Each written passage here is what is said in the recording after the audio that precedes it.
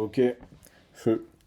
Salut à tous, je fais cette petite vidéo pour revoir mes résultats de Dexascan que j'ai donc passé, que j'ai fait très récemment cette semaine.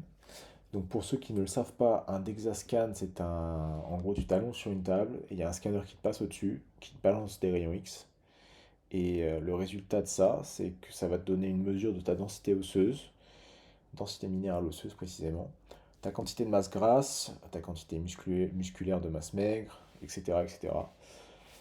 Pourquoi je l'ai fait moi? Donc de un parce que j'avais un objectif de body fat de 10%. J'avais envie de voir où en était ma densité minérale osseuse et je voulais voir si j'avais des déséquilibres musculaires parce que je reviens d'une blessure au bras. Donc je voulais voir si on voyait quelque chose et si ça pouvait expliquer certaines de mes douleurs que j'ai encore. Bref. Donc je fais cette vidéo avec vous pour analyser les résultats et pour aussi que vous puissiez voir à quoi ça ressemble un Exascan et que vous sachiez ce que vous pouvez en tirer. Ok, donc c'est la première partie, c'est donc à gauche, vous voyez mon squelette, en bleu c'est les os, en rouge c'est donc la masse maigre, donc muscles, os et organes. En jaune sur les côtés, enfin à la surface de ma peau, c'est ce qu'on appelle la masse grasse subcutanée. Donc en gros, les poignées d'amour.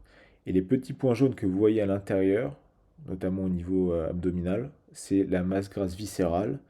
Et c'est la masse grasse qui est dangereuse pour la santé, donc qui est notamment à l'origine, entre autres, de l'épidémie de diabète 2 qu'on a en ce moment. C'est celle aussi qui peut être responsable de pas mal de problèmes cardiaques. Donc c'est celle qu'on veut minimiser.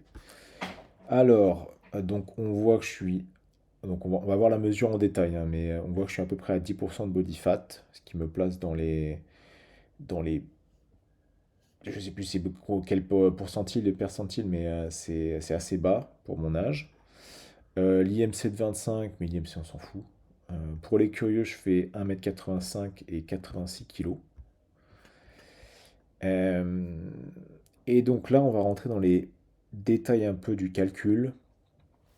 Donc si on commence par la composition corporelle, donc en gros ce que ça mesure c'est la masse grasse et la masse maigre par partie de ton corps. Donc en gros le gras et le muscle donc bras gauche, bras droit, tronc, jambes, total, la tête et tout.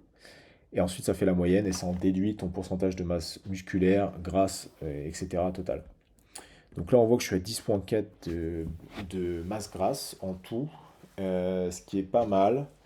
Donc il faut savoir que 10% c'est bien, c'est optimal, tu n'auras pas de soucis hormonaux.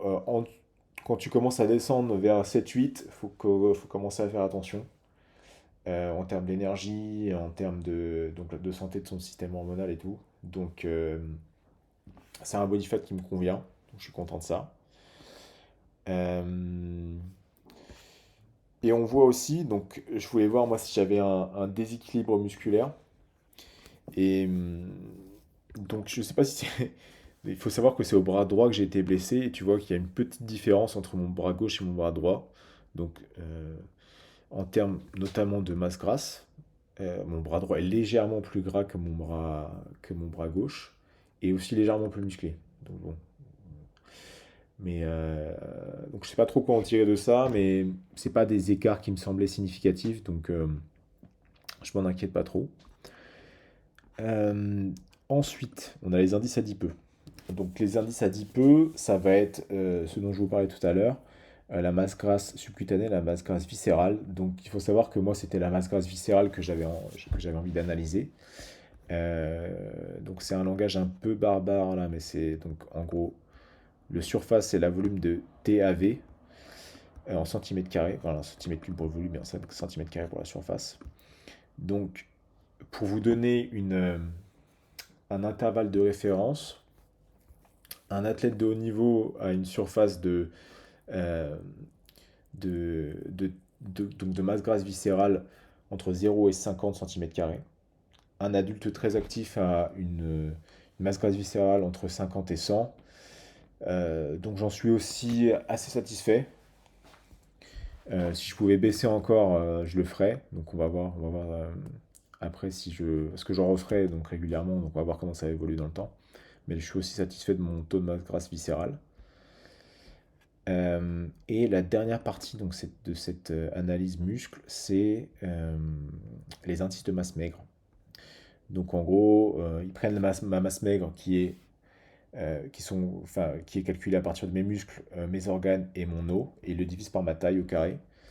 Donc là, on voit que je suis pas non plus je suis dans les trois quarts les plus musclés en gros, par rapport à mon âge, ce qui n'est pas non plus exceptionnel.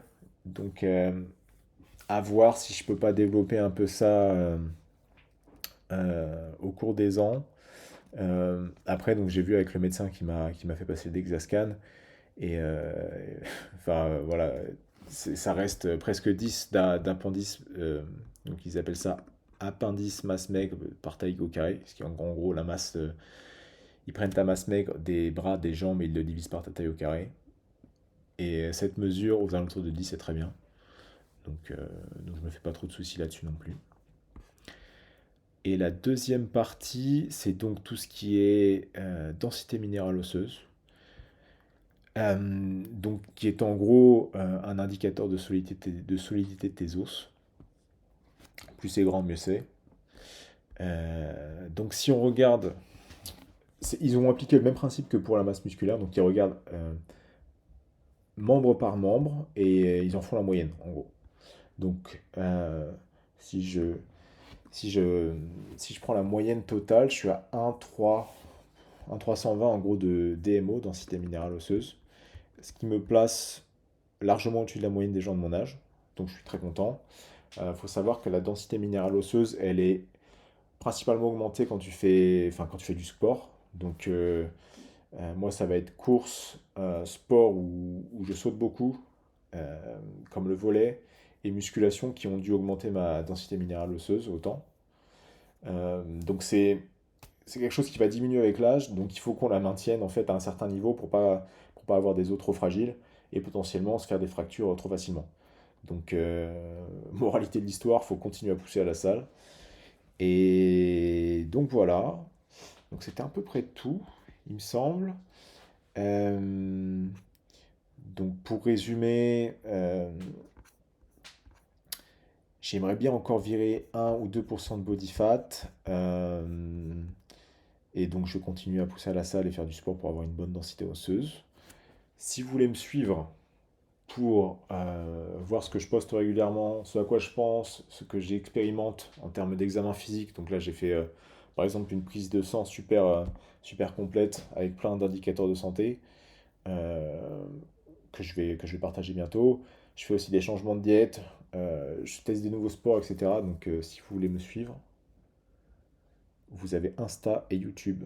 N'hésitez pas. Tchuss!